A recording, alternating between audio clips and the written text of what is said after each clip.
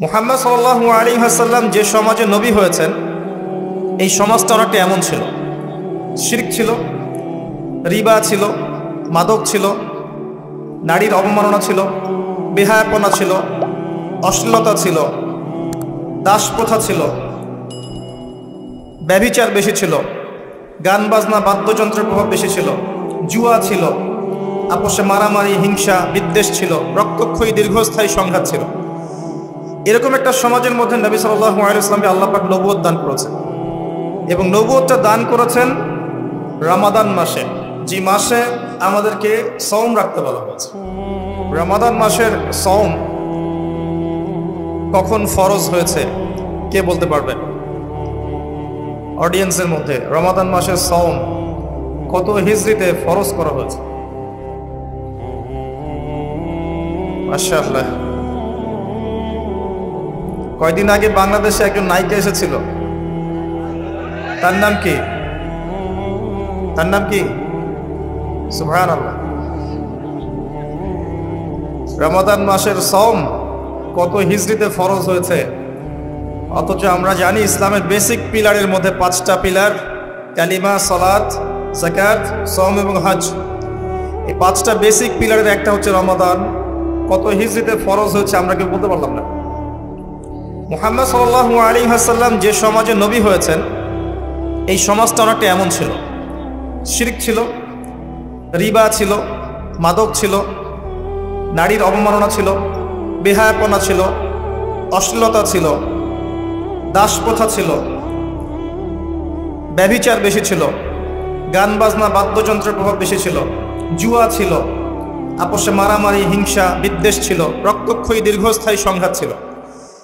এরকম একটা সমাজের মধ্যে নবী সাল্লাল্লাহু আলাইহি ওয়াসাল্লামকে আল্লাহ পাক নবুয়ত দান করেছেন এবং নবুয়তটা দান করেছেন রমাদান মাসে, যে মাসে আমাদেরকে সওম রাখতে বলা হয়েছে। রমাদান মাসের মধ্যে একটা রাত আছে, যে রাতের নাম হচ্ছে লাইলাতুল কদর। আমি আশা করি আপনারা সবাই এই সূরাটা জানেন। বা'দা আউযু বিল্লাহি মিনাশ শাইতানির রাজীম, ইন্না আনজালনাহু ফি লাইলাতুল কদর। নিশ্চয়ই আমি কোরআনকে নাজিল করেছি লাইলাতুল কদরে, ভাগ্য রজনীতে। ওয়া মা আদরাকা মা লাইলাতুল কদর। হে নবী মুহাম্মদ সাল্লাল্লাহু আলাইহি ওয়াসাল্লাম, আপনি কি জানেন লাইলাতুল কদর কি জিনিস? লাইলাতুল কদরি খায়রুম মিন আলফি শাহর। লাইলাতুল কদর হচ্ছে 1000 মাসের চাইতে উত্তম। এখানে গাণিতিকভাবে ব্যাখ্যা করতে যাবেন না 1000 মাস সমান সমান কত বছর হয়, ব্যাপারটা এমন নয়। এখানে আধিক্য বোঝানো হয়েছে। 1000 হাজার মাস ইবাদত করলে যে নেকি হয়, এক রাত ইবাদত করলে সে নেকি হয়ে যাবে। এই রাতে কি হয়? স্পেশাল তানাজ্জালুল মালাইকাতু ওয়ার রূহ। এই মাসে আল্লাহর পক্ষ থেকে আল্লাহর ফেরেশতারা নেমে আসেন। কোথায় নেমে আসেন? পৃথিবীতে। তাদের সর্দার হিসেবে থাকেন জিবরাইল আলাইহিস সালাম। তানাজ্জালুল মালাইকাতু ওয়ার রূহু ফিহা বিইذনি রাব্বিহিম। আল্লাহর রবের আদেশে তারা এই কাজটা করেন। মিন কুল্লি আমর, প্রত্যেকটা বিষয়ের ফয়সালা হয় এই রাতে। আপনার আমার তাকদীর লেখা হয়েছে আসমান জমিন সৃষ্টির 50,000 বছর আগে। আপনার আমার তাকদীর লেখা হয়েছে আসমান জমিন সৃষ্টির 50,000 বছর আগে। আল্লাহ পাক সমস্ত সৃষ্টির তাকদীর লিখেছেন প্রথম দফায়। দ্বিতীয় দফায় তাকদীর লেখা হয়েছে যখন আমার আপনার রূহ আমাদের মায়ের গর্ভে ছিল 4 মাস 10 দিন বয়স। ওই সময় আল্লাহর পক্ষ থেকে ফেরেশতা আসেন, এসে লিখে দেন তার হায়াত, তার রিজিক, সে সৌভাগ্যবান না দুর্ভাগ্যবান। এরপর রূহটাকে ফুঁকে দেন, বাচ্চা নড়াচড়া শুরু করে। এর আগ পর্যন্ত পেটের মধ্যে বাচ্চা নড়াচড়া করে না। যখন রূহটা ফুঁকে দেওয়া হয় তারপর থেকে বাচ্চা নড়াচড়া শুরু করে। দ্বিতীয় দফায় তাকদীর লেখা হয়। এরপরে তৃতীয় দফা লেখা হয় এই লাইলাতুল কদরে, যে আগামী 1 বছর কি হবে, আপনি কি করবেন। অর্থাৎ 1 বছরের বাজেট প্রণয়ন করা হয় প্রত্যেক লাইলাতুল কদরে। তানাজ্জালুল মালাইকাতু ওয়ার রূহ ফিহা বিইذনি রাব্বিহিম মিন কুল্লি আমর। এই রাতের আরেকটা বৈশিষ্ট্য হচ্ছে সালামুন হিয়া হাত্তা মাতলাইল ফজর। ফজর পর্যন্ত এই রাতে শান্তি শান্তি শান্তি শান্তি প্রশান্তি বজায় থাকে। এই রাতে আপনি যে দোয়া করবেন যে কোনো দোয়াই করবেন, যদি আপনার রিজিকটা হালাল হয় ইনশাল্লাহ কবুল হয়ে যাবে। যে কোনো দোয়া।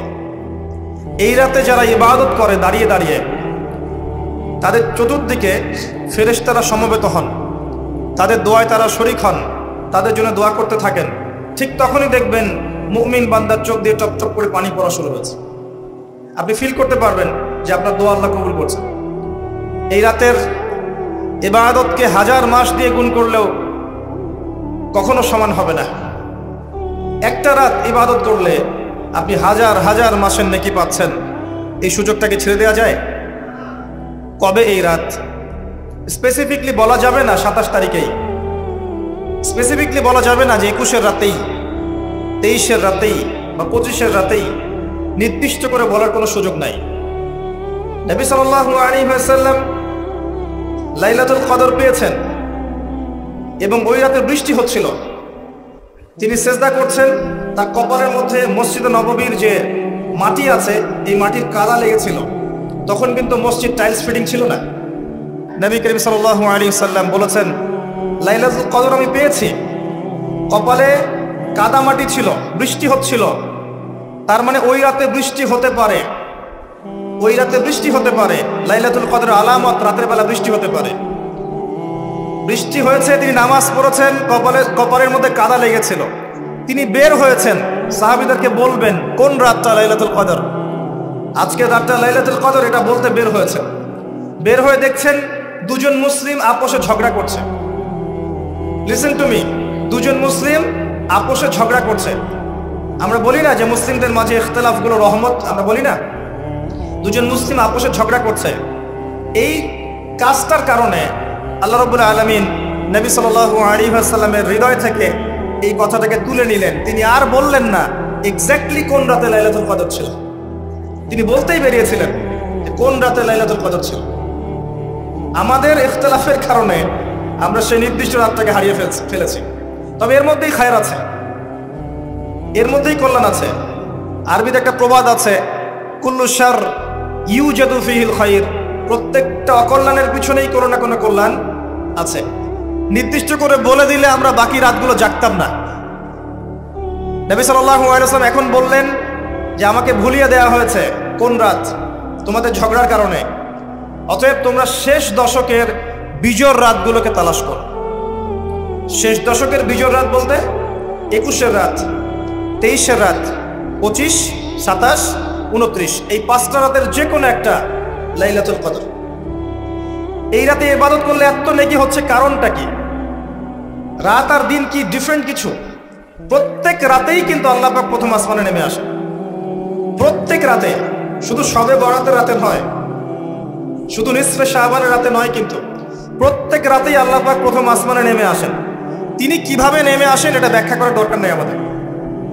আল্লাহ পাক বলেছেন নেমে আসি, বাস আসি। আল্লাহ নেমে আসেন, ব্যাস নেমে আসেন। নেমে এসে আল্লাহ পাক কি বলেন?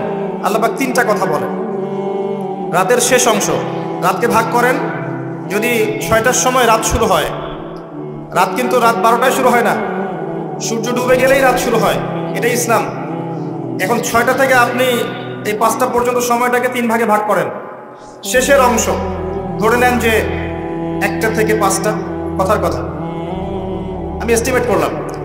এই সময়টুকুতে আল্লাহ রাব্বুল আলামিন কাছে নেমে আসে প্রথম আসমানে, অর্থাৎ তার রহমত নিকটবর্তী হয় এবং তিনি আহ্বান করতে থাকেন 3টা জিনিস।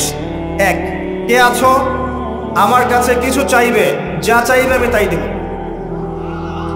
2, কে আছো আমার কাছে ক্ষমা চাইবে, আমি তোমাকে মাফ করে দেব। 3, কে আছো আমাকে ডাকবে, আমি তোমার ডাকে সাড়া দেব। মানে এই সময় আপনি যা চাইবেন ইনশাআল্লাহ, আপনার আকীদায় যদি শিরক না থাকে, আমলে যদি বিদআত না থাকে এবং আপনার রিজিক যদি হালাল হয়, ইনশাআল্লাহ তাআলা আপনার দোয়া কবুল করা হবে। আল্লাহ পাক প্রত্যেক রাতেই নেমে আসেন। তাহলে লাইলাতুল কদরকে এত স্পেসিফিকলি ইম্পর্টেন্স দেওয়ার কারণ কি? একটাই কারণ, মনে রাখবেন, লাইলাতুল কদরকে মর্যাদামণ্ডিত করার এবং রমাদান মাসকে শ্রেষ্ঠ মাস মর্যাদামণ্ডিত করার একটা কারণ, only one reason behind it, সেটা হচ্ছে এই মাসে এবং এই রাতে আল কোরআন নাযিল হয়েছে। কথা কি বুঝতে পারছেন? কোরআন নাজিলের কারণেই এই মাসটা মহামান্বিত, কোরআন নাজিলের কারণেই এই রাতটা সম্মানিত। ইন্না আনজালনাহু ফি লাইলাতুল কদর। নবী করিম সাল্লাল্লাহু আলাইহি ওয়াসাল্লাম যখন এই জাহেলি যুগে বাস করছেন, এই লাইলাতুল কদরে রমাদান মাসে আল্লাহ পাক কোরআন নাজিল করলেন। কি জন্য নাজিল করলেন? কারণ এই সমাজটাকে পরিবর্তন করার জন্যে, সমাজের জাহিলিয়াতগুলোকে দূর করার জন্যে নবী করিম সাল্লাল্লাহু আলাইহি ওয়াসাল্লাম প্রচণ্ড ফিকির করতেন। কি করা যায়, কি করলে মানুষগুলো শিরক ছেড়ে দিবে, কি করলে সুদ বন্ধ হবে, কি করলে মাদক থেকে মানুষ দূরে থাকবে, কি করলে নারীর সম্মান বৃদ্ধি পাবে। তিনি ভাবতেন কিভাবে গোত্রীয় হানাহানি বন্ধ করা যায়, তিনি এগুলো ভাবতে থাকতেন। হেরা গুহায় বসে তিনি এগুলো ভাবতেন কি করা যায়। যুবক বয়সে তিনি হিলফুল ফুজর তৈরি করেছেন এগুলো সমস্যা দূর করার জন্য, কিন্তু পরিপূর্ণরূপে সফল হয়েছেন বলতে পারি না আমরা, তখন ওহী আসেনি। এই ভাবতে ভাবতে ভাবতে ভাবতে একদিন এক রাতে তার কাছে আল্লাহর পক্ষ থেকে কোরআন নাজিল হলো। সূরা আলাকের প্রথম 5টা আয়াত, বিসমিল্লাহির রহমানির রহিম, ইকরা বিসমি রাব্বিকাল্লাযী খালাক। পড়ুন আপনার রবের নামে যিনি আপনাকে সৃষ্টি করেছেন। খালাকাল ইনসানা মিন আলাক, যিনি মানুষকে সৃষ্টি করেছেন জমাট বাঁধা রক্তপিণ্ড থেকে। আমরা সবাই জমাট বাঁধা রক্তপিণ্ড ছিলাম মায়ের পেটে। আজকে আমরা আল্লাহদ্রোহী হয়েছি, কিন্তু আমরা পেটের মধ্যে এতটুকু জমাট বাঁধা রক্তপিণ্ড ছিলাম। সূরা ইয়াসিনের মধ্যে আল্লাহ পাক এই কথাটা বলেছেন, তোমাদেরকে তো নুতফা থেকে সৃষ্টি করেছি, ফাইদা হুয়া খাসীমুম মুবিন। যখন সে বড় হয়েছে সুস্পষ্টভাবে আল্লাহর বিরুদ্ধাচরণ করছে। আমি যে কথা বলছিলাম, কোরআন নাজিল হয়েছে লাইলাতুল কদরে। এখন এই কদরের রাতকে ইবাদতের জন্য খাস করে নিতে হবে। শেষের দশক এবং বিজোর রাত 21, 23, 25, 27, 29। বলছিলাম রমাদান মাস এবং লাইলাতুল কদরকে সম্মানিত করা হয়েছে একটা কারণেই, কারণ এই মাসে এই রাতে আল কোরআন নাজিল করা হয়েছে। এটাই কারণ। কোরআন কখন নাজিল হলো? যখন সমাজে সুদ আছে, মদ আছে, জেনা আছে, ব্যভিচার আছে, শিরক আছে, এরকম সমাজে প্রথম রমাদান মাসে এটা নাজিল হয়েছে। আল্লাহ পাক সূরা বাকারায় বলছেন, শাহরু রমাদানাল্লাযী উনজিলা ফীহিল কুরআন। রমাদান সেই মাস যেই মাসে কোরআন নাজিল করা হয়েছে। কি জন্য নাজিল করা হয়েছে? হুদাল লিন-নাস। এই কোরআন হচ্ছে মানব জাতির জন্য হেদায়েত, নট অনলি ফর মুসলিমস। এটা শুধু মুসলিমসদের জন্য হেদায়েত নয়, হুদাল লিন-নাস, পুরো মানব জাতির জন্য হেদায়েত। কোরআনে ইহুদির জন্য হেদায়েত আছে, খ্রিস্টানের জন্য আছে, অমুসলিম হিন্দুদের জন্য আছে, সবার জন্য কোরআন। এটা সাম্প্রদায়িক কোনো কিতাব নয়, এটা টোটালি অসাম্প্রদায়িক একটা বই। আল কোরআন যে কেউ পড়তে পারে। এটা কারো পৈতৃক সম্পত্তি নয় যে একটা শ্রেণীর মানুষই পড়বে বাকিরা পড়বে না, সবাই পড়বে ইনশাআল্লাহ তাআলা। এটা আল্লাহর কিতাব, আল্লাহর কালাম। হুদাল লিন-নাস ওয়া বাইয়িনাতিন মিনাল হুদা, এটা হচ্ছে সত্য মিথ্যার মানদণ্ড। বাইয়িনাত, সুস্পষ্ট মানদণ্ড। আর কি ওয়াল ফুরকান, প্রমাণ, হুজ্জাত, দলিল। এটা আল্লাহ পাক কোরআন সম্পর্কে বলছেন। আরেকটা জায়গায় চলে যাই, চলেন সূরা নাহল এর 89 নম্বর আয়াতে চলে যান। আল্লাহ পাক বলছেন, ওয়া নাযালনা আলাইকাল কিতাব, হে নবী আমি আপনার প্রতি এমন একটা কিতাব নাজিল করেছি, অর্থাৎ আল কোরআন। ওয়া নাযালনা আলাইকাল কিতাব তিবয়ানান লিকুল্লি শাই, যেই কিতাবটা প্রত্যেকটা বিষয়ের ব্যাখ্যা। আপনি কি আমার কথা শুনতে পারলেন? আল্লাহ বলছেন কোরআন প্রত্যেকটা বিষয়ের ব্যাখ্যা। আপনার ব্যক্তি জীবন এখানে আছে, আপনার ব্যবসায়িক জীবন এখানে আছে, অর্থনৈতিক জীবন এখানে আছে, পারিবারিক জীবন এখানে আছে, সামাজিক লাইফ এখানে আছে, সবকিছু আছে। তিবিয়ানান লিকুল্লি শাই, প্রত্যেকটা বিষয়ের ব্যাখ্যা এখানে আছে। তিবিয়ানান লিকুল্লি শাই ওয়া হুদা ওয়া রাহমাতান ওয়া বুশরা লিল মুসলিমিন, এই কোরআন হচ্ছে হেদায়েত এবং রহমত, দয়া। ওয়া বুশরা লিল মুসলিমিন, মুসলিমদের জন্য সুসংবাদ এই কোরআন। শুরুতে আছে আলিফ লাম মিম যালিকাল কিতাব লা রাইবা ফিহ, এটা এমন একটা কিতাব যেই কিতাবের মধ্যে কোনো সন্দেহ নাই। কোন লেখক বলতে পারে আমার বইয়ের মধ্যে কোনো সন্দেহ নাই? সন্দেহের কোনো অবকাশই নাই। লা রাইবা ফিহ হুদাল লিল মুত্তাকিন, মুত্তাকিদের জন্য এটা হেদায়েত। মুত্তাকি কারা? আল্লাযীনা ইউমিনুনা বিল গায়ব, যারা অদৃশ্যে বিশ্বাস করে। ঈমানের 6 পিলার সবই অদৃশ্য নয় কি? আল্লাহ অদৃশ্য, ফেরেশতা অদৃশ্য, আসমানে আগের কিতাবগুলো দেখি নাই, অদৃশ্য। নবী রাসূলগণ দেখি নাই, অদৃশ্য। পরকাল ওয়াল ইয়াউমিল আখির, ওয়াল ইয়াউমিল আখির দেখি নাই, অদৃশ্য। ওয়াল কদরি খাইরিহি ওয়া শাররিহি, তাকদীর অদৃশ্য। আল্লাযীনা ইউমিনুনা বিল গায়বি, মুত্তাকি তারা যারা গায়েবে বিশ্বাস করে, অদৃশ্যে বিশ্বাস করে। আর এখনকার শিক্ষা দর্শন আমাদেরকে শেখায়, পশ্চিমাদের চোখে যা দেখবো না বিশ্বাস করবো না। হ্যাঁ, তাদের দর্শন এরকম, যুক্তি দিয়ে প্রমাণ করতে পারবেন না, বিশ্বাস করবো না। বৈজ্ঞানিক ব্যাখ্যা দিতে পারবেন না, বিশ্বাস করবো না। সাইন্টিফিক্যালি প্রুভড হতে হবে, তারপর বিশ্বাস করবো। অনেক সময় দেখা যায় মুসলিমরাও এর গলদ ধাঁধায় পড়ে যায় এবং বলে নামাজের উপকারিতার সাইন্টিফিক ব্যাখ্যা বলেন, তারপর নামাজ পড়বেন। নামাজের সাইন্টিফিক ব্যাখ্যা লাগবে, তারপর নামাজ পড়বেন? আল্লাহ পাক বলেছেন ইয ক্বালা লাহু রাব্বুহু আসলিম ক্বালা আসলামতু লিরাব্বিল আলামিন। আল্লাহ পাক ইব্রাহিমকে বলেছেন আলাইহিস সালাম আত্মসমর্পণ করো, যখনই বলেছেন তখনই করেছেন। যখনই আল্লাহ পাক বলেছেন আত্মসমর্পণ করো, তিনি বলেছেন আসলামতু লিরাব্বিল আলামিন, আমি আত্মসমর্পণ করলাম। বাচ্চাকে জবাই করো, জিজ্ঞেস করেননি এর পিছনে বিজ্ঞান কি, যুক্তি কি আর দর্শন কি? স্ত্রীকে রেখে আসো ওই জনমানব শূন্য জায়গায়, জিজ্ঞেস করেন নাই কারণ কি, রিজন কি, যুক্তি কি, বিজ্ঞান কি, দর্শন কি? আল্লাহ বলেছেন সামিআনা ওয়া আতা'না, এর নাম ইসলাম। আল্লাহর আদেশ যেখানে এসে যাবে এখানে যুক্তি বিজ্ঞান দর্শনের প্রয়োজন নাই। এই কনসেপ্টে আপনাকে মৌলবাদী হতেই হচ্ছে, কিছু করার নাই। কারণ মৌলিক বিষয় আপনাকে মেনে চলতে হবে। হ্যাঁ, প্রত্যেকটা বিষয়কে আপনি ব্যাখ্যা করতে পারবেন যদি সেই জ্ঞান আপনার কাছে থাকে, কিন্তু যুক্তি বিজ্ঞান দর্শনের সীমাবদ্ধতা আছে, সবকিছু ব্যাখ্যা করতে পারে না। হতে পারে এই রমাদান আপনার জীবনের শেষ রমাদান। কয়েকটা কাজ আমি বলি। প্রথম কাজ হচ্ছে নিয়াত করতে হবে যে এই রমাজানটাতে আমি আমার সমস্ত গুনাহ মাফ করানোর চেষ্টা করব। কারণ নবী সাল্লাল্লাহু আলাইহি ওয়াসাল্লাম বলেছেন সেই ব্যক্তির জন্য ধ্বংস যে ব্যক্তি রমজান মাসকে পেয়েছে কিন্তু তার গুনাহ মাফ করতে পারে। কে জানে এটা আমাদের শেষ রমাদান হতে পারে। আল্লাহ না করুক, আমরা দোয়া করি আল্লাহ পাক আমাদেরকে বেশি বেশি রমাদান দান করুক, বেশি বেশি লাইলাতুল কদর দান করুক। প্রথম শুরু হচ্ছে আপনি মাসের বাজার আগে করে ফেলবেন। আমি একটু প্র্যাকটিক্যাল কথা বলবো আর কি। আপনি রমাদান মাসের বাজার এই শাবান মাসে করে ফেলার চেষ্টা করেন, পারলে ঈদের শপিংটাও করে ফেলার চেষ্টা করেন। রমজান মাসে বেশি বাইরে যাবেন এবং টাকা পয়সা নিয়ে গিয়ে স্ত্রী সন্তানের হাতে দিয়ে দিবেন না, যাও বাইরে গিয়ে মার্কেটিং করে আস। এই ভুলটা করতে যান, নিজে পরিবেশ নষ্ট করবে, রোজার যে আধ্যাত্মিকত্ব নষ্ট হবে, আরো হাজারটা যুবকের চোখের জেনা করা প্রয়োজন নাই। আপনি পরিবারের কর্তা, লিস্ট করে ফেলেন, আপনাকে আল্লাহ পাক যতটুকু সামর্থ্য দিয়েছেন মূল জিনিসগুলো কিনে রেখে দেন, আর বাকি টুকটাক বাজার আপনি করবেন। আর যখন বাজারে যাবেন একটা দোয়া পড়বেন, আপনি 10 লক্ষ নেকি পাবেন ইনশাআল্লাহ। কত লক্ষ? 10 লক্ষ। দোয়াটা শিখাচ্ছি। দোয়াটা হচ্ছে লা ইলাহা ইল্লাল্লাহ ওয়াহদাহু লা শারীকা লাহ লাহুল মুলক ওয়া লাহুল হামদ ইউহয়ী ওয়া ইউমীত ওয়া হুয়া হাইয়ুন লা ইয়ামুত বিয়াদিহিল খায়রু কুল্লুহু ওয়া হুয়া আলা কুল্লি শাইইন কাদির।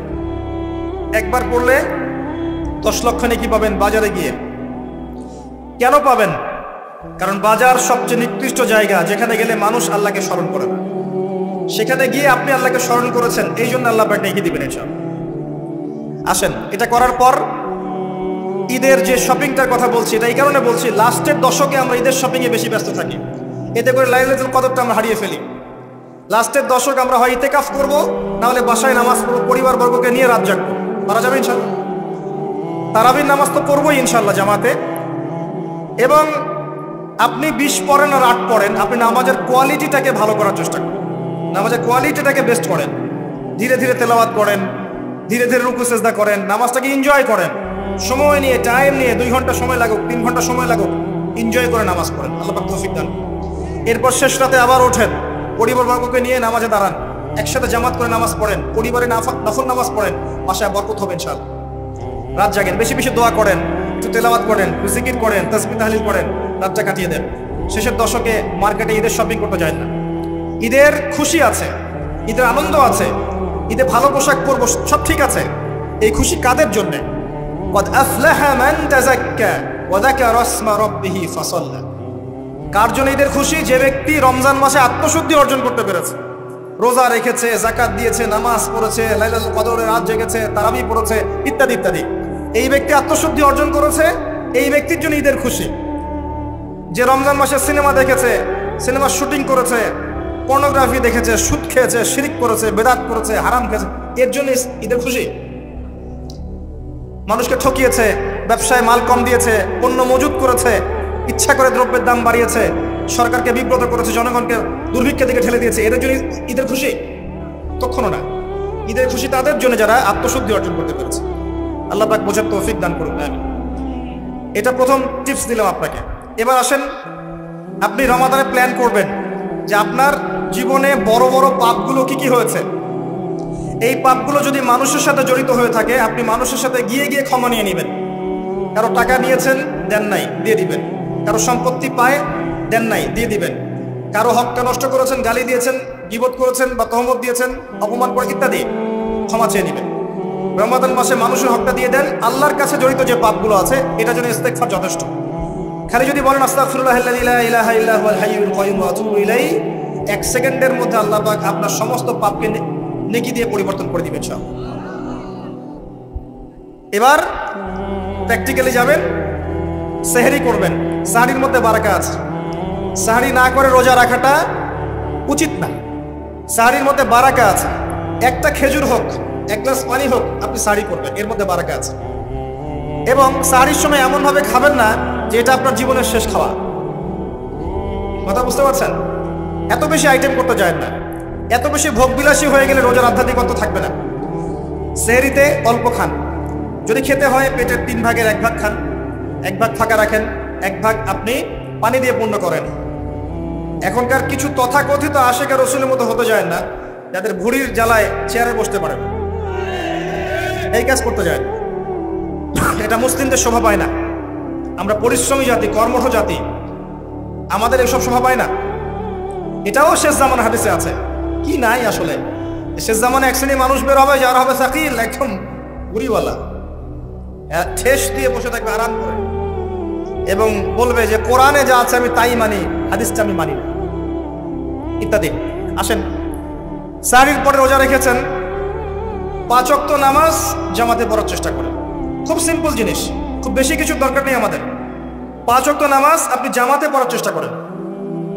বাসার থেকে ওযু করে বের হবেন, প্রত্যেক পদক্ষেপ হাঁটবেন, আপনার একটা স্টেপে একটা করে গুনাহ মাফ হবে, একটা নেকি লেখা হবে, মর্যাদা বাড়িয়ে দেওয়া হবে।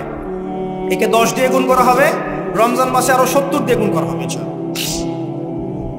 ফজরের নামাজটা জামাতে পড়লেন, নামাজটা জামাতে পড়ার পর আপনি বসে থাকবেন, কিছু সময় জিকির, আজকার, তাসবিহ, তাহলিল করবেন। পারলে 1 পারা করে কোরআন তেলাওয়াত করবেন। রমাদান মাসে প্রত্যেক দিন 1 পারা করে কোরআন তেলাওয়াত করার চেষ্টা করবেন। 30 দিন 30 পারা। রমাদানে অ্যাটলিস্ট একটা খতম করা যাবে, অ্যাটলিস্ট একটা খতম চেষ্টা করা যায় না ইনশাআল্লাহ। ফজরের নামাজ হয়ে গেছে, আপনি কোরআন তেলাওয়াত করেন। 1 পারা পড়তে সময় লাগবে আধা ঘন্টা, 40 মিনিট, কারো 1 ঘন্টা। এরপর সূর্য উঠে যাবে, উঠে গেলে পরে আপনি 2 রাকাত ইশরাকের নামাজ পড়বেন। নামাজটা পড়ে বাসায় যাবেন। আল্লাহর নবী বলছেন সাল্লাল্লাহু আলাইহি ওয়াসাল্লাম, আপনার আমল নামায় একটা কবুল হজ, একটা কবুল উমরার নেকি লেখা হবে। এবার রেস্ট করেন, বাসায় গিয়ে রেস্ট করেন। যখন ঘুমাবেন তখন ঘুমের সুন্নাহগুলো আদায় করেন। সূরা ফালাক, নাস, ইখলাস পড়েন, ফু দেন, দিয়ে গা মাসাহ করেন, আয়াতুল কুরসি পড়ে ঘুমান, ঘুমের দোয়া পড়ে ঘুমান। ঘুমটাও নেকি হবে ইনশাআল্লাহ। এরপর হয়তো আপনি কাজে যাবেন, চাকরিতে যাবেন বা ব্যবসায় যাবেন বা আপনি শিক্ষাক্ষেত্রে যাবেন, ইত্যাদি ইত্যাদি। যে ক্ষেত্রেই যান না কেন আপনি মনে রাখবেন আপনি রোজাদার। যে ক্ষেত্রেই যান আপনি মনে রাখবেন আপনি রোজাদার। আমি কারোর সাথে এখন ঝগড়া করতে পারবো না, কারোর সাথে এখন মারামারি করতে পারবো না, আমি কারো গীবত করতে পারবো না, আমি মিথ্যা বলতে পারবো না, আমি মাপে কম দিতে পারবো না, আমি জনগণকে ঠকাতে পারবো না, আমি রোজাদার। এটা মনে রাখবেন। এটা মনে রাখলে পরে দেখবেন ইনশাআল্লাহ তাআলা আপনি আল্লাহকে পাচ্ছেন, আল্লাহর মারিফত পাচ্ছেন। খাচ্ছি না, আল্লাহর ভয় না। পানি পান করছি না, স্ত্রী সহবাস করছি না, কার ভয়ে? আল্লাহর ভয় না। এত কঠিন কাজ করার পরেও রোজার নেকি পাওয়া যাবে না যদি রোজা রাখা অবস্থায় আমি মিথ্যা বলি, মাপে কম দেই, গীবত করি, সুদ খাই, জেনা করি, ইত্যাদি। নবী সাল্লাল্লাহু আলাইহি ওয়াসাল্লাম বলেছেন সেই ব্যক্তির পানাহার ছেড়ে দেয় আল্লাহর কিচ্ছু যায় আসে না, যে ব্যক্তি রোজা রেখে অশ্লীল কাজ করেছে। মা বোনদেরকেও বলবো, রোজা রেখে যদি বেপরদায় চলেন রোজার কোনো দাম নাই। রোজা রেখেও যদি এমন কাপড় পরে চলেন যেই কাপড় পরা না পরা একই কথা। ঢাকা শহরের ফ্যামিনিস্ট মেয়েদের মতো জিন্স আর গেঞ্জি পরে ঘোরেন, রোজা রাখা না রাখা আপনার একই কথা। এটা রোজা হয়নি, উপবাস হয়েছে, উপবাস। ইকোনমিক সেকশন আমরা যারা আছি, আমরা যদি রোজা রেখেও সুদ খাই, আমার রোজা রাখা না রাখা আল্লাহর কিচ্ছু যায় আসে না। আমরা ধর্মীয় ক্ষেত্রে যারা আছি, জানা অনুযায়ী আমল যদি না করি, দিনকে দুনিয়ার স্বার্থে ব্যবহার করি, আমাদের রোজা রাখা না রাখায় কিছু যায় আসে না। আমরা যদি মিথ্যা বলি, অন্যের গীবত করি, অশ্লীল কাজ করি, গার্লফ্রেন্ডের সাথে সময় কাটাই, ওর সাথে কফি খেতে যাই, ডেটিং করতে যাই, এই যে ফেসবুকের মাধ্যমে চ্যাটিংয়ে প্রেম করি, ইউটিউবে অশ্লীল ভিডিও দেখি, পর্নোগ্রাফি দেখি, ইত্যাদি ইত্যাদি। এইসব রোজা রাখা না রাখা আল্লাহর কিচ্ছু যায় আসে। আমি হাত জোর করে বিনতি করছি ভাই, খাওয়া পান করা, স্ত্রী সহবাস ছেড়ে দেওয়ার নাম রোজা নয়, এটার নাম রোজা নয়, এটা একটা অংশ রোজার মাত্র। রোজা রেখে আল্লাহর যাবতীয় হারাম ত্যাগ করলে পরে রোজা হবে ইনশাআল্লাহ। এই কাজগুলো করার চেষ্টা করি, আল্লাহ পাক তৌফিক দান করুন। রোজা রাখা অবস্থায় আপনি বেশি বেশি জিকির করবেন। কি করবেন? সুবহানাল্লাহ পড়বেন, আলহামদুলিল্লাহ পড়বেন, আল্লাহু আকবার পড়বেন, লা ইলাহা ইল্লাল্লাহ পড়বেন, লা হাওলা ওয়ালা কুওয়াতা ইল্লা বিল্লাহ পড়বেন হাসবিয়াল্লাহু ওয়া নি'মাল ওয়াকিল, সুবহানাল্লাহি ওয়া বিহামদিহি আযীম ওয়া বিহামদিহি পড়বেন, আস্তাগফিরুল্লাহ ওয়া আতুবু ইলাইহি, আস্তাগফিরুল্লাহ ওয়া আতুবু ইলাইহি পড়বেন, লা ইলাহা ইল্লাল্লাহ ওয়াহদাহু লা শারীকা লাহু লাহুল মুলকু ওয়া লাহুল হামদু ওয়া হুয়া আলা কুল্লি শাইইন কাদির। পারা যাবে না ইনশাআল্লাহ? বেশি বেশি পড়বেন। আরেকটা কাজ করবেন, প্রতিটা কাজ নবী সাল্লাল্লাহু আলাইহি ওয়াসাল্লামের সুন্নাহ মাফিক করার চেষ্টা করবেন। সুন্নাহ মাফিক, খাচ্ছেন তার সুন্নাহ মাফিক, টয়লেট করছেন তার সুন্নাহ মাফিক, ঘুমাচ্ছেন তার সুন্নাহ মাফিক। সুন্নাহর বইগুলো আছে না বাজারে, কিনে নেবেন, কিনে নিয়ে দেখবেন প্রতিটা কাজ কিভাবে করলে সুন্নাহ হবে। এই কাজগুলো করতে গিয়ে আপনাকে গভর্নমেন্ট বাধা দিবে, বিশ্বের পরাশক্তিরা বাধা দিবে, আপনাকে কি কেউ পিটাবে এগুলো করলে, জেল খাটাবে? এগুলো আমাদের ব্যক্তি স্বার্থের ব্যাপার, ইচ্ছা করলেই করা যায়। এই ইচ্ছাটা আল্লাহ পাক আমাদের অন্তরে জাগ্রত করুন, আমিন। একটা কাজে কথা বলবো, নর্মালি আমরা ফরজগুলোতে বেশি ফোকাস করি, ফরজ ওয়াজিবে। রমজান মাসে সুন্নত মুস্তাহাবেও ফোকাস করতে হবে। রমাদানে একটা নফল আপনাকে ফরজের নেকি দিয়ে দিবে ইনশাআল্লাহ, রমাদান একটা সুন্নাহ আপনাকে ফরজের নেকি দিবে ইনশাআল্লাহ। রমজান মাসে শুধু ফরজ নয়, একটু সুন্নাহ সালাতগুলো, নফল সালাতগুলো একটু বেশি বেশি করার চেষ্টা করি, আল্লাহ পাক তৌফিক দান। স্পেশালি একটা কাজ করার চেষ্টা করতে পারি, ওযু যখন ভেঙে যায়, টয়লেট করলেন ওযু ভেঙে গেল, সাথে সাথে হালকা করে ওযু করে ফেলার চেষ্টা করেন, সবসময় পবিত্র থাকার চেষ্টা করেন। বেলাল আল হাবাশী নাম শুনেছেন? রাদিয়াল্লাহু আনহু। নবী সাল্লাল্লাহু আলাইহি ওয়াসাল্লাম বলছেন, আমি যখনই জান্নাতে গিয়েছি বেলাল তোমার পায়ের শব্দ শুনেছি। সুবহানাল্লাহ। যেই বেলালকে উত্তপ্ত মরুভূমিতে শুয়ে নির্যাতন করা হচ্ছে, সেই বেলাল বলছেন আহাদুন আহাদ। সেই বেলাল রাদিয়াল্লাহু আনহুর নামে শানে সূরা নাজিল হচ্ছে, কুল হুয়াল্লাহু আহাদ। ওই বেলাল রাদিয়াল্লাহু আনহুকে নবী সাল্লাল্লাহু আলাইহি ওয়াসাল্লাম বলছেন, যখনই জান্নাতে যাই তোমার পায়ের আওয়াজ শুনে, তুমি কি এমন আমল করো যার কারণে এই মর্যাদা তোমার? বেলাল রাদিয়াল্লাহু আনহু বলছেন, আমি তো স্পেশাল তেমন কোনো আমল করি না, আপনারা যা করেন আমিও তাই করি, তবে আমার যখনই ওযু ভেঙে যায় আমি ওযু করি, আর আমি ওই ওযু দিয়ে 2 রাকাত নামাজ পড়ি। এটাকে তাহিয়াতুল ওযুর নামাজ বলে। রমজান মাসে করার চেষ্টা করি, আল্লাহ পাক তৌফিক দান করুন। আমরা অনেকে মসজিদে যাই, থাপ করে বসে পড়ি, করি না এই কাজটা? মসজিদে গিয়েছি, থাপ করে গিয়ে বসে পড়ি। মসজিদে গিয়ে 2 রাকাত নামাজ পড়ে বসা সুন্নাত। মিনিমাম 2 রাকাত নামাজ পড়ে বসলে আপনি তাহিয়াতুল মসজিদের নেকি অর্জন করলেন, মসজিদের হকটা আদায় করলেন। ওই জায়গা আপনার জন্য সেজদার সাক্ষী থাকলো, কিয়ামতের মাঠে আপনার পক্ষে সাক্ষী দিবে ইনশাআল্লাহ। এই সুন্নাহগুলো আমরা চর্চা করার চেষ্টা করি রমজান মাসে। রমজান মাসে দাড়িটা ছেড়ে দেন, দাড়িটা ছেড়ে দেন। এটা একমাত্র ভিজিবল সুন্নাত, দৃশ্যমান সুন্নাত, যেটা আপনার সাথে কবরে যাবে। যখন কাফন দেওয়া হবে তখন দেখা যাবে না আমার সাথে আর কোন কোন সুন্নাহ আছে, এই একটা সুন্নতই দেখা যাবে আমার সাথে কবরে যাচ্ছে। কথা কি বুঝতে পারছেন? আর এটাকে আমরা এখন যত পারি মেয়ে হওয়ার চেষ্টা করছি। নবীজি বলেছিলেন শেষ জামানায় ছেলেরা মেয়েদের পোশাক পরবে, মেয়েরা ছেলেদের পোশাক পরবে। দেখুন মেয়েরা এখন ফর্মাল পোশাক পরছে, জিন্সের গেঞ্জি পরে ঘুরছে, আর ছেলেরা ক্লিন শেভ। ছেলেরা মেয়েদের মতো গাল বানাচ্ছে। আর কোন সাইনের জন্য অপেক্ষা করছেন? নবীজি বলেছিলেন উঁচু উঁচু বিল্ডিং নির্মাণের প্রতিযোগিতা করা হবে। একবার এয়ারে ঢাকার কাছাকাছি আসবেন, এয়ারে তো সফর করেছেন আপনারা অনেকেই। যখন এয়ার ফ্লাই করে, টেক অফ করে বা ল্যান্ড করে, যখন ঢাকার কাছাকাছি, তখন উপর থেকে আপনি ঢাকাকে দেখবেন। কেন বলেছি this is the city of Akhiruzzaman? কেন বলেছি?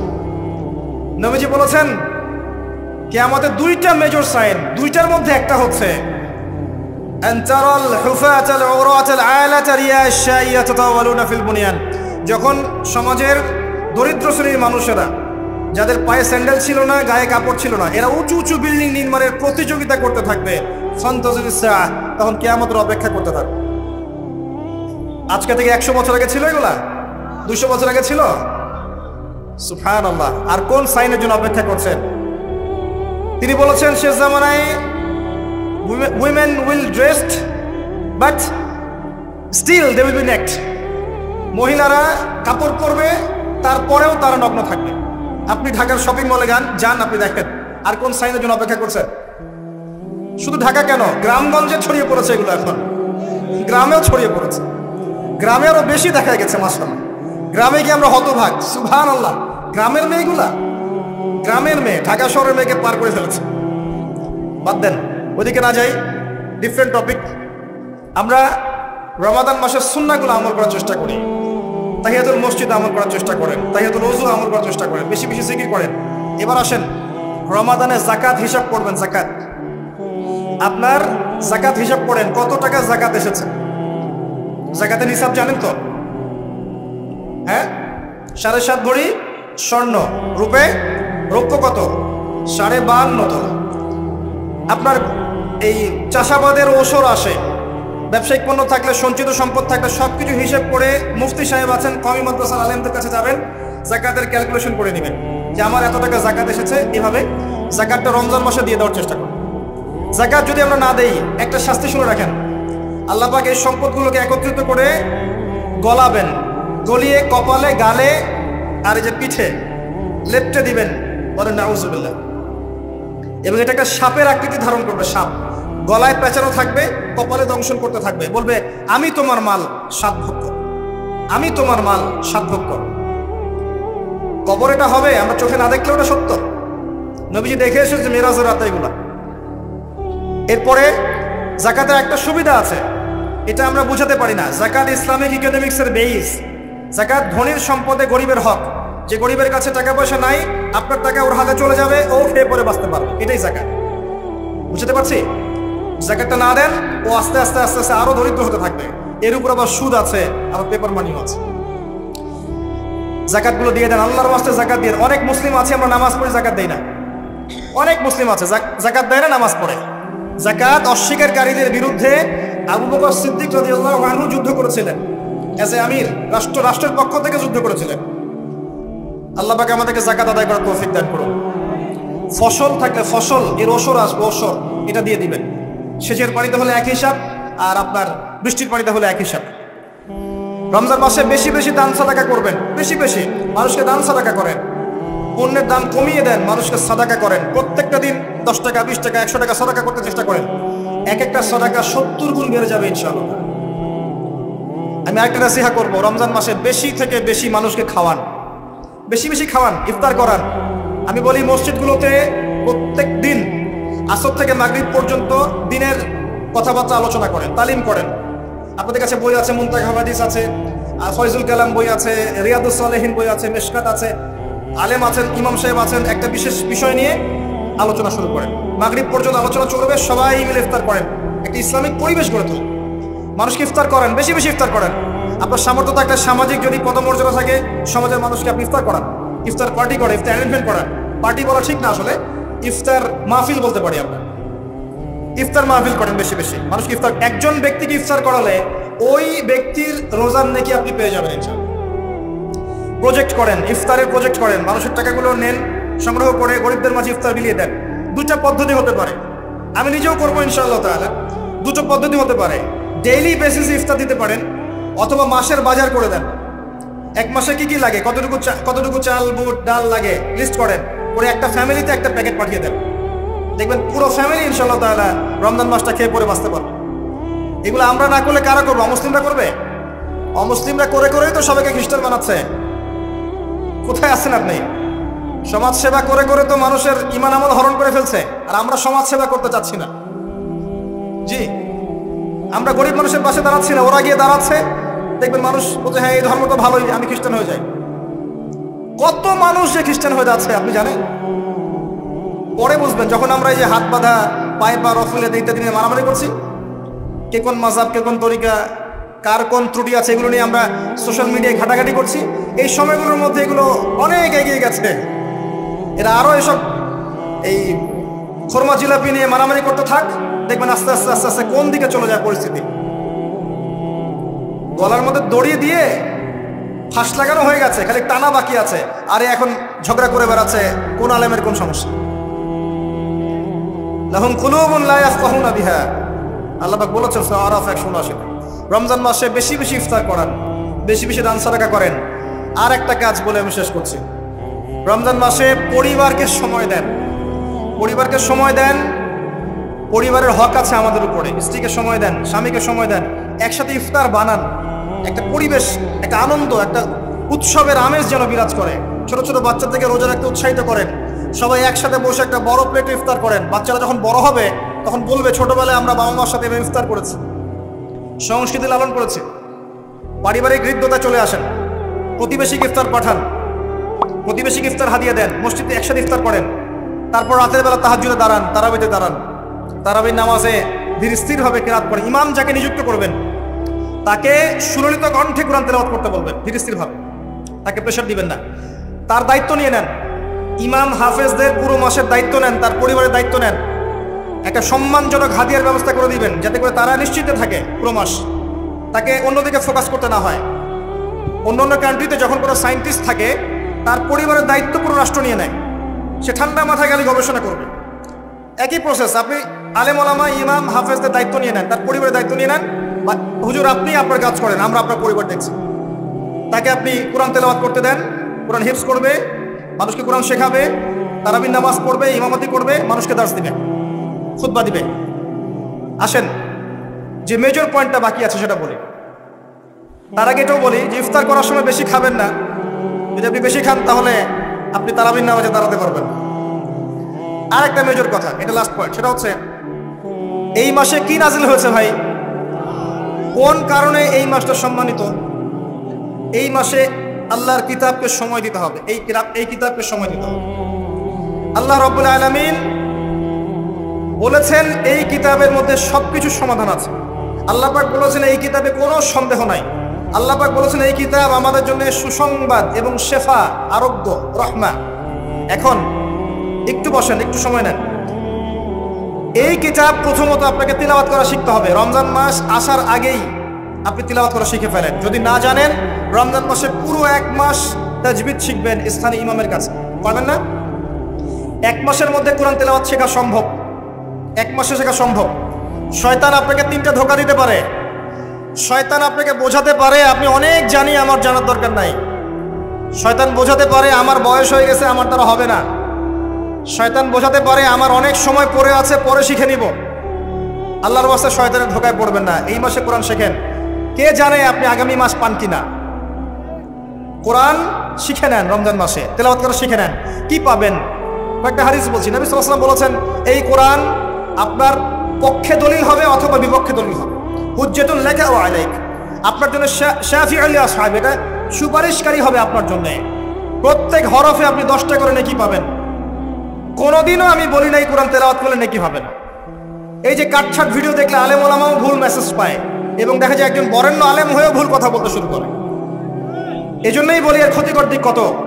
মূল বিষয় তার নখদর পড়ে নাই, একটা কাটছাট ভিডিও দেখেছে, দেখেই কথা বলা শুরু করে। কিন্তু সে আলেম, তার জানা উচিত কাফা বিল মারই কাযিবান ওয়া হুয়া ইয়াকুল কুল্লামা সামিআ। একজন মানুষের জন্য মিথ্যাবাদী হওয়ার জন্য এতটুকু যথেষ্ট, যা শুনলাম যাচাই বাছাই না করেই প্রচার করব।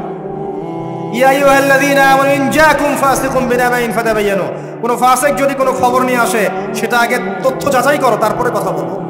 ইশতারিবু কাসীরাম মিনাজ যন, বেশি বেশি অনুমান থেকে বেঁচে থাকো। ইন্না বা'দা যন্নি ইসম, এগুলো আমরাই ভুলে যাচ্ছি এখন। আমি বলছি বারবার, স্পষ্ট করে বলছি, কোরআন তেলাওয়াত করলে প্রত্যেক হরফে 10টা করে নেকি হবে। এবং কোরআন তেলাওয়াত করলে আপনার জীবনে বরকত আসবে, রিজিকে হায়াতে বরকত আসবে, আপনার কলবে আল্লাহর নূর আসবে ইনশাআল্লাহ তাআলা। কোরআন আপনার পক্ষে সাক্ষী দিবে, আপনার পক্ষে দলিল হবে, হুজ্জা হবে ইনশাআল্লাহ। প্রত্যেক হরফে 10 নাকি। তবে শুধু তিলাওয়াত করলেই আমি কোরআনের অর্থগুলো বুঝতে পারবো না। আর অর্থগুলো না বুঝলে আমি কোরআনে আল্লাহর মৌলিক মেসেজগুলো ধরতে পারবো না। ধরতে না পারলে সেই মেসেজগুলোর উপর আমল করতে পারবো না। এই কারণে কোরআনের অর্থটা বোঝা জরুরি, এর ভাষা শেখা জরুরি। কারণ আদেশ নিষেধ আমাকে মানতে চাইতে হবে। এবং কোরআন গবেষণা করতে হলে অবশ্যই অর্থ জানতে হবে, ভাষা শিখতে হবে, এর তাদাব্বুর তাফাক্কুরে ডুবে যেতে হবে, যেটা শুধুমাত্র তিলাওয়াত করা সম্ভব নয়। এটা বোঝাতে চেয়েছি। এর চেয়ে পরিষ্কার করে কি বলতে পারি বলেন? সুবহানাল্লাহ। আল্লাহ পাক আমাদেরকে বোধশক্তি দান করুন। আল্লাহর ওয়াস্তে রমজান মাসে ভাই কোরআন তেলাওয়াত বাড়িয়ে দেন। যারা হাফেজ আছেন এই মাসে হিফজ চর্চা করবেন। আমার জন্য দোয়া করেন যেন আমি এই মাসে পুরোটা হিফজ করতে পারি। হিফজ চর্চা না করতে করতে অনেকটা ভুলেই যাচ্ছে। আসলে নবী সাল্লাল্লাহু আলাইহি ওয়াসাল্লাম বলেছেন, চর্চা না করলে কোরআন এত দ্রুত কলব থেকে বের হয়ে যায় যে একটা উটকে যদি ছেড়ে দেন সে যত দ্রুত চলে যাবে। আমাদের জন্য, আমার জন্য দোয়া করবেন যাতে কোরআনের হকটা আদায় করতে পারি। আল্লাহ পাক তৌফিক দান করুন। এবং যারা হাফেজে কোরআন তাদের উচিত আরবি ভাষা এবং সাহিত্য জেনে তাফসীরগুলো পড়ে কোরআনের আয়াতগুলো কিনে একটু গবেষণা করা, আয়াতগুলো বোঝার চেষ্টা করা, আল্লাহ পাক কি বলেছেন কোরআনের মধ্যে বোঝার চেষ্টা করা, এগুলো জনগণকে বোঝান। এবং এটা বোঝাতে আপনি উগ্র হবেন না, চরমপন্থী হবেন না, আক্রমণাত্মক হবেন না। আমরা কেউ কারো শত্রু নই, আমরা সবাই সবার বন্ধু, সবাই সবার ভাই। আমরা সবাই সবার ভাই, এক উম্মাহ, ওয়ান উম্মাহ নেশন। তাই আমরা কোরআনের মৌলিক মেসেজগুলো যুগোপযোগীভাবে সবার সামনে তুলে ধরবো, উপস্থাপন করব, মানার জন্য ফোর্স করব না। যাকে আল্লাহ পাক হেদায়েত দিবেন সে মানবে ইনশাআল্লাহ।